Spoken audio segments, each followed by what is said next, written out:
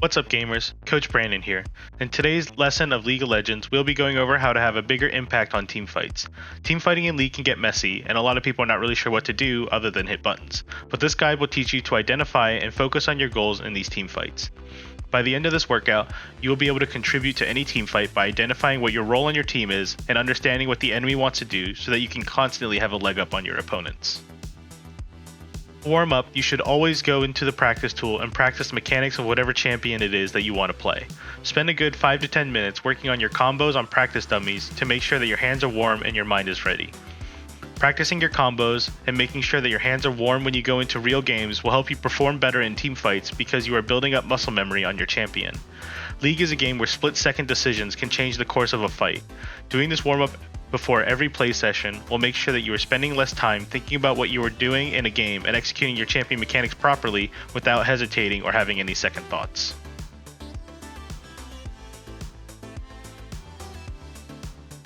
The most important part to team fighting is understanding your role on your team.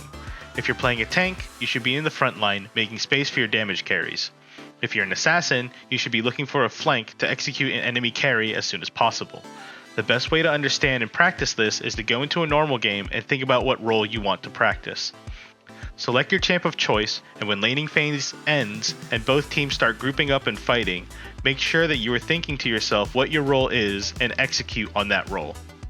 If you're playing a tank, stand in the front and engage into the fight. Use your cooldowns to start the fight and disrupt the enemy as much as possible. If you're playing an assassin, try and look for a flank angle and target the enemy backline champions. If you're playing an ADC or a mage, look to follow up on your team's engage and keep your distance, staying as safe as possible in the fight. If you are an enchanter, be in the middle of both your tanks and your carries so that you can use your utility to help either part of the fight. Really understanding your champion that you are playing and what role you provide is very important to winning team fights, and playing your role properly can swing any fight into your favor. Next, go into a normal game and try and make sure you are checking your minimap at least once every few seconds. If you are in lane, you can give a quick glance over to your minimap every time you or a teammate kills a minion. If you're in the jungle, you should make sure to check your map every 5 to 10 seconds while farming your camps. Constantly looking at the map is a habit that will raise your awareness and help you look for fights that are about to happen. If you can tell when a fight is about to break out by looking at the map, you can make sure that you're always present in those fights, which inherently will give your team a higher chance of winning. Once you have your combos down and you've learned the role your champion of choice provides to a team, go into a game, and when you get to team fighting, keep your goals of your role in mind. Remember, tanks, you want to engage the fight and look for engagements where your team can easily follow up on your abilities. You want to be the first one into the fight. Assassins, you want to look for flanks and wait for an engagement from your team or the enemy team and wait for the fight to get chaotic. Once the chaos starts, you can sneak your way into the backline and execute a carry. ADC Mage, follow up on your tank's abilities and follow them into the fight. Make sure to stay near your support and keep as much distance as you can from the enemies. Your goal is to stay alive and output as much damage as possible. Enchanters, you want to stay in the middle of your team so that you can use your abilities to support both your tanks and your carries.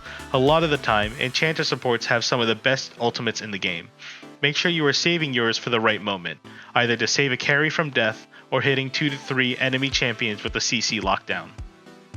Fighters, stand with your tanks and follow up on their engagements. You may also look for flanks if you see the opportunity, but it is normally best to stay with your front line and output as much damage as possible. Also remember, if your team has no tank, you are the tank, and so you should follow up on what the tank role as stated above. Again, I'm Coach Brandon, and today we covered practicing how to CS like a pro. Remember to stay hungry, stay humble, and I'll see you all soon.